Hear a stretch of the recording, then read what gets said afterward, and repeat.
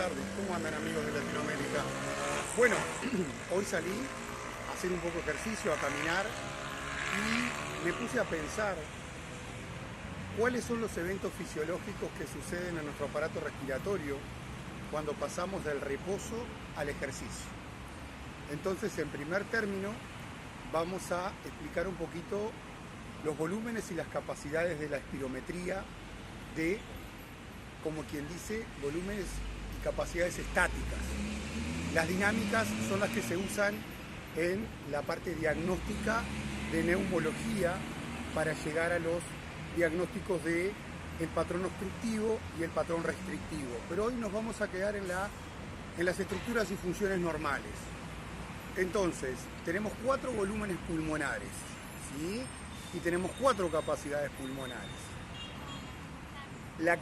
El volumen primero que tenemos que conocer es el volumen corriente, que es el volumen que yo estoy movilizando ahora al hablar con ustedes, ¿sí?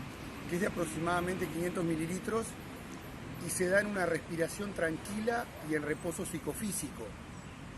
O sea, con una inspiración activa, esencialmente por contracción del diafragma y de los intercostales externos, que son músculos inspiradores principales. Y tenemos una expiración pasiva, porque esencialmente se da por el retroceso, ¿sí?, viscoelástico del complejo solidario tóraco-pulmonar. Algunos autores dicen que la relajación del diafragma no es tan pasiva porque consume ATP para devolver el calcio al retículo sarcoplásmico, pero eso lo vemos en otro día, en biofísica. Otro volumen importante a tener en cuenta es el volumen que yo movilizo cuando inspiro profundamente, ¿sí? O sea, por encima del volumen corriente tenemos el volumen de reserva inspiratoria, que aproximadamente es de unos 3.500 mililitros y que muestra mi capacidad inspiratoria de mis músculos inspiradores, ¿sí?, los principales. Y en este volumen, como la inspiración pasa a ser forzada, también empiezan a trabajar los inspiradores accesorios, como el esternocleidomastoideo, los escalenos, ¿sí?, el serrato mayor y anterior, el pectoral menor, uno de los serratos posteriores, ¿sí? Y después ya podemos ir a lo que viene a ser, ¿sí?, el volumen de residual.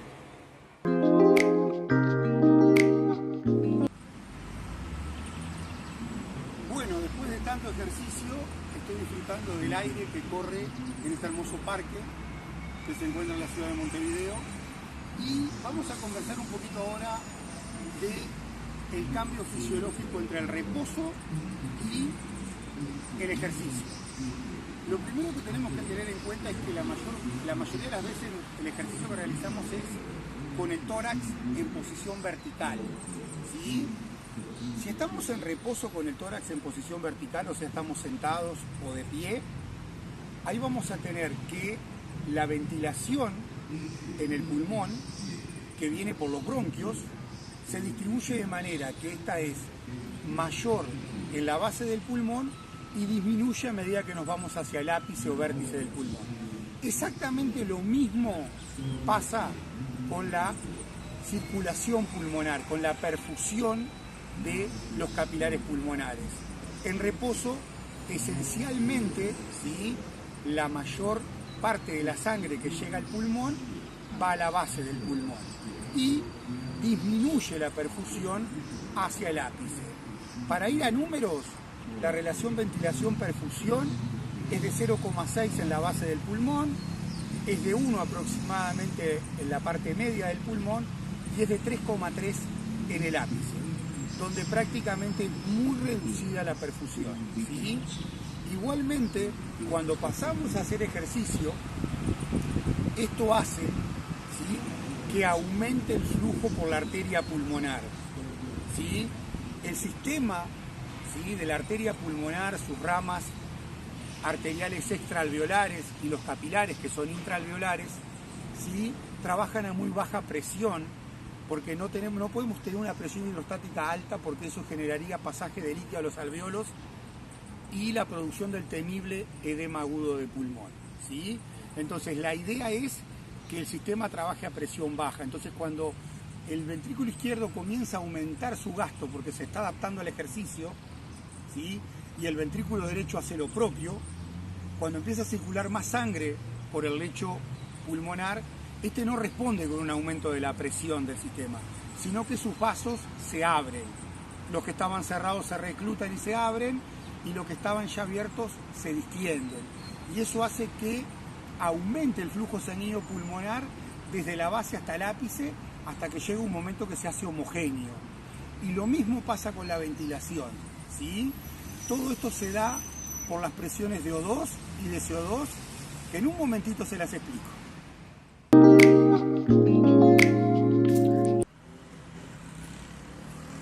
Hola, buenas tardes. ¿Cómo andan, amigos de Latinoamérica? Bueno, hoy salí a hacer un poco de ejercicio, a caminar, y me puse a pensar cuáles son los eventos fisiológicos que suceden en nuestro aparato respiratorio cuando pasamos del reposo al ejercicio. Entonces, en primer término, vamos a explicar un poquito los volúmenes y las capacidades de la espirometría de, como quien dice, volúmenes y capacidades estáticas. Las dinámicas son las que se usan en la parte diagnóstica de neumología para llegar a los diagnósticos de el patrón obstructivo y el patrón restrictivo. Pero hoy nos vamos a quedar en las estructuras y funciones normales. Una de las cosas que tenemos que tener claras es que cuando estamos haciendo la respiración tranquila, en reposo psicofísico, y estamos movilizando el volumen corriente, cuando inspiramos, ingresamos 500 mililitros a la vía aérea, de los cuales 350 llegan a los alvéolos y van a participar en el intercambio gaseoso a nivel de la barrera alveolo-capilar o proceso de la hematosis.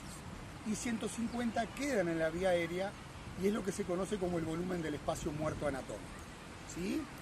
Bien, vamos con el siguiente volumen. Ahora lo que vamos a hacer es, desde el reposo respiratorio, o nivel de reposo respiratorio, que es cuando exhalo el volumen corriente, ahí voy a expirar forzadamente, voy a poner en juego la musculatura expiratoria, que es esencialmente el sector supraumbilical de la pared anterolateral del abdomen, porque ellos aumentan la presión intraabdominal. Eso hace que las vísceras actúen como un pistón hacia arriba, se eleve el diafragma y se dé la expiración forzada. Ese volumen se llama volumen de reserva expiratoria, y cuando yo termine de sacarlo me va a quedar en los pulmones el volumen residual, ese volumen que yo no voy a poder medir con la espirometría y que no voy a poder movilizar, ¿sí? Entonces ya tenemos los 4 volúmenes. Volumen corriente se moviliza en una respiración tranquila, en reposo psicofísico. Volumen de reserva inspiratoria se moviliza en una inspiración forzada. Y volumen de reserva expiratoria, que tiene un volumen de unos 1500 mililitros aproximadamente, se moviliza en una expiración forzada.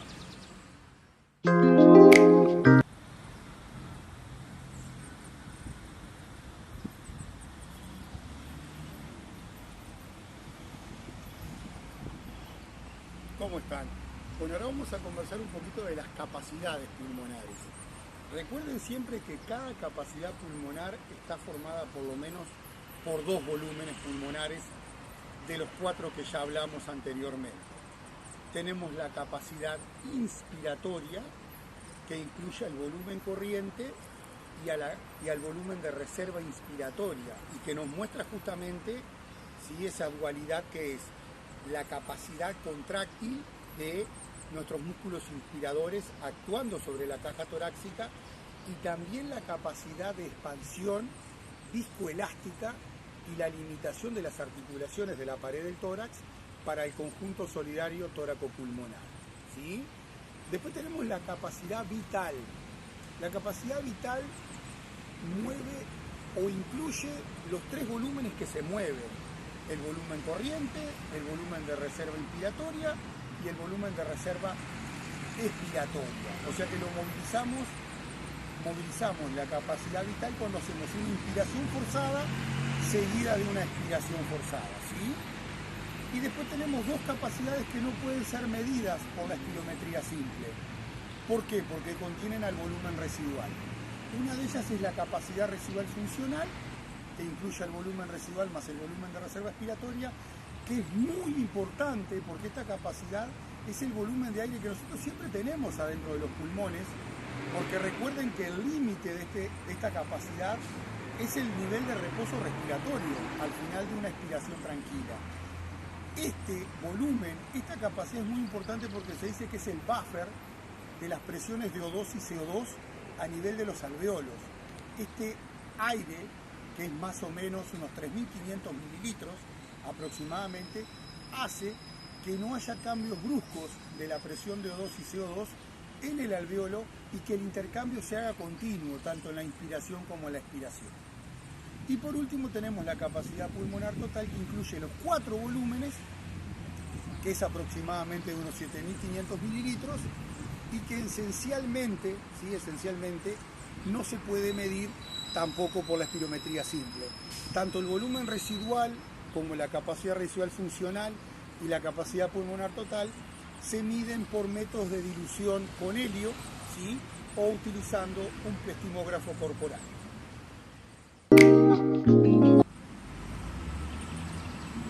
Bueno, después de tanto ejercicio, estoy disfrutando del aire que corre en este hermoso parque que se encuentra en la ciudad de Montevideo, y vamos a conversar un poquito ahora del cambio fisiológico entre el reposo y el ejercicio.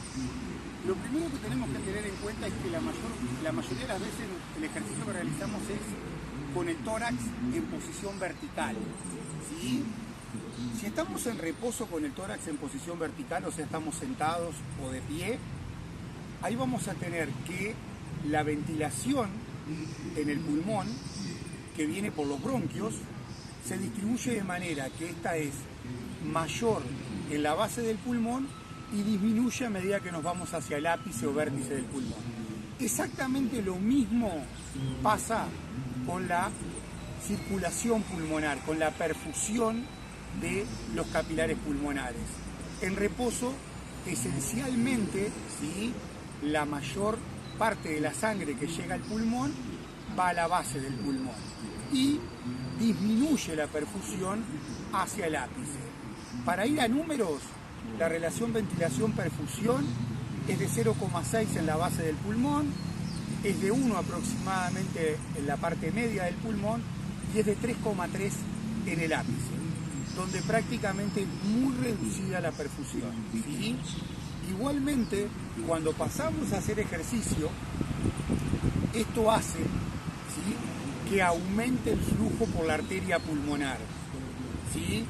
El sistema, ¿sí?, de la arteria pulmonar, sus ramas arteriales extraalveolares y los capilares, que son intraalveolares, ¿sí?, trabajan a muy baja presión, porque no podemos tener una presión hidrostática alta, porque eso generaría pasaje de líquido a los alveolos y la producción del temible edema agudo de pulmón, ¿sí? Entonces la idea es que el sistema trabaje a presión baja. Entonces cuando el ventrículo izquierdo comienza a aumentar su gasto porque se está adaptando al ejercicio, ¿sí?, y el ventrículo derecho hace lo propio, cuando empieza a circular más sangre por el lecho pulmonar, este no responde con un aumento de la presión del sistema, sino que sus vasos se abren. Los que estaban cerrados se reclutan y se abren, y los que estaban ya abiertos se distienden. Y eso hace que aumente el flujo sanguíneo pulmonar desde la base hasta el ápice, hasta que llega un momento que se hace homogéneo. Y lo mismo pasa con la ventilación, ¿sí? Todo esto se da por las presiones de O2 y de CO2, que en un momentito se las explico.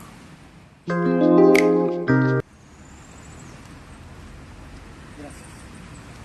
Bueno, vamos a rehidratarnos, porque perdimos agua en el ejercicio y en las explicaciones. Y vamos a utilizar una infusión característica de Uruguay, que es el mate. Bien, les iba a explicar cómo se redistribuye la ventilación a nivel del árbol bronquial hacia el sitio donde se da el mayor intercambio, ¿sí?, entre el alveolo y el capilar pulmonar de gases. Para que lo entiendan, ¿sí? El CO2 y el O2, ¿sí?, actúan sobre el músculo liso bronquial. El CO2 produce broncodilatación y el O2 produce broncoconstricción. Por eso cuando estamos en reposo, en la base del pulmón que se está dando el intercambio, está pasando CO2 a los alveolos y a esa parte de la vía aérea. Y eso genera broncodilatación y que el flujo aéreo sea cada vez mejor hacia la base del pulmón. Mientras que en el ápice, como hay poco intercambio, el O2 se acumula que está entrando en las sucesivas respiraciones. Entonces, ese O2 hace que los bronquios que alimentan con aire al ápice del pulmón tengan broncoconstricción y obviamente el aire no vaya hacia ahí y se redistribuya hacia la base. En el árbol vascular pulmonar hay que tener en cuenta que el O2 es vasodilatador y el CO2 es vasoconstrictor. Entonces, claramente donde hay más intercambio que es en la base, como el O2 pasa hacia la circulación pulmonar, genera que los vasos que alimentan con sangre desoxigenada, o mejor dicho, con bajo tenor de oxígeno, saquemos ese concepto que está mal, ¿sí?, se dilaten y llegue más sangre a la base, ¿sí? Ahora en el ápice, como no tenemos prácticamente intercambio, no llega O2 a los capilares pulmonares y eso hace que, como predomina el CO2, se mantenga la vasoconstricción y el flujo sanguíneo prácticamente no llegue a el ápice, sino que más que nada vaya directamente la sangre toda a la base para mejorar la relación BQ, para que haya una relación entre los sectores del pulmón bien ventilados y bien perfundidos.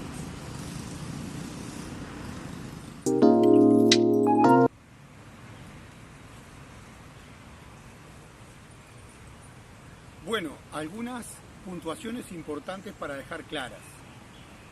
Tuvimos primero con los volúmenes y las capacidades pulmonares. Es importante tener claro que durante la inspiración tranquila, ¿sí?, y la inspiración forzada, tanto la inspiración tranquila como la forzada son eventos activos y la expiración que las acompaña para volver al volumen de reposo respiratorio, donde el sistema tóraco-pulmonar está en equilibrio, son pasivas. Por debajo del nivel de reposo respiratorio, cuando movilizamos el volumen de reserva expiratoria, ahí la expiración es activa y la inspiración es pasiva, ¿sí?, porque la caja torácica expande y arrastra en esa expansión al pulmón para ir al volumen de reserva, al volumen de reposo respiratorio, perdón. Y lo otro que quería dejar claro era que durante el ejercicio, ¿sí?, tanto la inspiración como la expiración son activas, ¿sí?, y se moviliza un volumen corriente mayor, esencialmente hacia arriba, ¿verdad? El volumen corriente toma parte del volumen de reserva inspiratoria. Y de lo último que hablamos de la relación ventilación-perfusión es que cuando pasamos a hacer el ejercicio, ese 0,6 que dijimos que había en la base, ese 1 que estaba en la parte media del pulmón y el 3,3 que estaba en el ápice, durante el ejercicio la relación ventilación-perfusión pasa a valer 1 en todos los sectores del pulmón, en la base, en el tercio medio y en el tercio superior. Y hay otra cosa importantísima que siempre hay que recordar.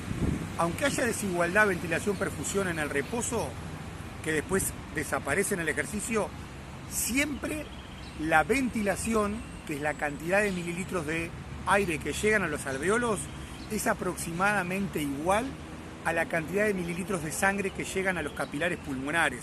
O sea que la relación ventilación-perfusión, teniendo en cuenta la ventilación alveolar por minuto y el gasto cardíaco del ventrículo derecho, es 1 aproximadamente.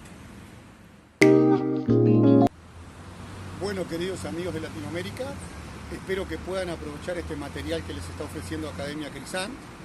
Si quieren aumentar su caudal de conocimientos y profundizar en estos temas, nos pueden llamar, contactarnos, ¿sí?, al teléfono más 598-9917-2906, que es el teléfono de la Academia de contacto, y con gusto los vamos a ayudar con las siguientes materias: anatomía, fisiología, histología, bioquímica, biofísica, genética, farmacología, bioestadística, fisiopatología y hasta en las clínicas médicas y quirúrgicas si es necesario. Muchas gracias por la atención. Nos vemos pronto.